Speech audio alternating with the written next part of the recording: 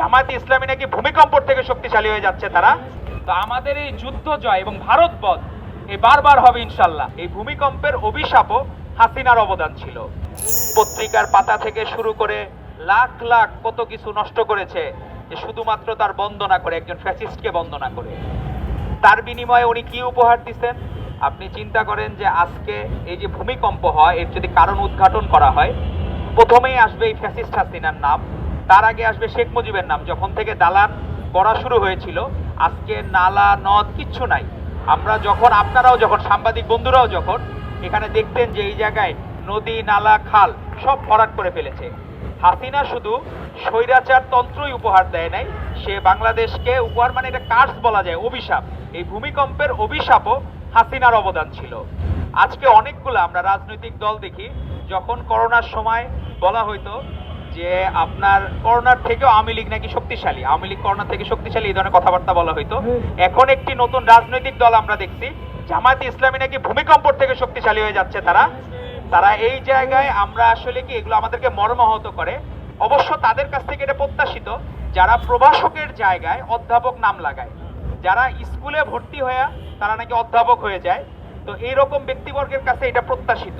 তারা তো একবারও বলল না যে এই ভূমিকম্পের জন্য দায়ী হচ্ছে এই হাসিনার রেজিমই দায়ী, কারণ তারা সকল নদী নালা খাল ভরাট করে দিয়ে বাংলাদেশে যে এখনো আমরা নিরাপত্তা, ছোট ছোট কোমলমতি বাচ্চারা 10 জন, এর মধ্যে 2 জন শিশু আছে মারা গেছে, তো এদের দায়ভার কে নিবে?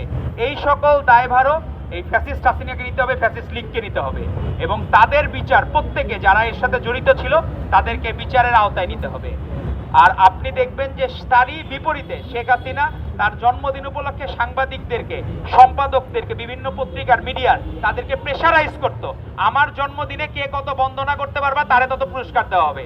আর তার বিপরীতে ভারপ্রাপ্ত চেয়ারম্যান জনাব তারেক রহমান, উনি বলেছেন আমার জন্মদিনে কোনো কেক কাটা যাবে না, কোনো ব্যানার টানানো যাবে না, পোস্টারিং করানো যাবে না, আর যদি তোমাদের কিছু করতে ইচ্ছে হয় তোমরা মাদ্রাসায় দান খয়রাত করো, তোমরা কোমলমতি শিশুদের, বাচ্চাদের যারা নিপীড়িত এদের পাশে দাঁড়াও। আমরা ভাই ভারতপন্থীও না, আমরা পাকিস্তানপন্থীও না, আমরা শুধু বাংলাদেশপন্থী। তো এই জন্য আমাদের মাথায় রাখতে হবে যে আমরা যাতে বাকিদের ধার কর্য করে আমাদের আর কোনো কিছু করতে হবে না।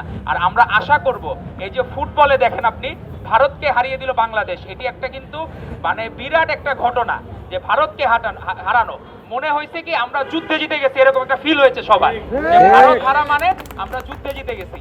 তো আমাদের এই যুদ্ধ জয় এবং ভারত বধ এই বারবার হবে ইনশাল্লাহ। ফ্যাসিস্ট হাসিনা নাই মানে আমরা বারবার খেলাধুলায় ভারতকে বধ করতে পারবো। এবং আপনি দেখেন যে ভারতীয় পণ্য এগুলোর কিন্তু কোয়ালিটি অত ভালো না, কিন্তু এক সময় কি এই হাসিনা এই ভারতীয় পণ্য আমাদের উপর চাপিয়ে দিত। আপনি মিরপুর বেনারসি পল্লীতে যান, দেখবেন আমি ছোট্টবেলায় যখন মায়ের সাথে যাইতাম, ওই বেনারসি পল্লীর বেশিরভাগ শাড়ি দেখতাম যে ইন্ডিয়া থেকে আনা। কিন্তু আপনারা কি বিশ্বাস করেন বাংলাদেশের জামদানি এখনো ওয়ার্ল্ডের ওয়ান অফ দি বেস্ট? তো বাংলাদেশের জামদানিকে আমরা প্রমোট করতে পারি না।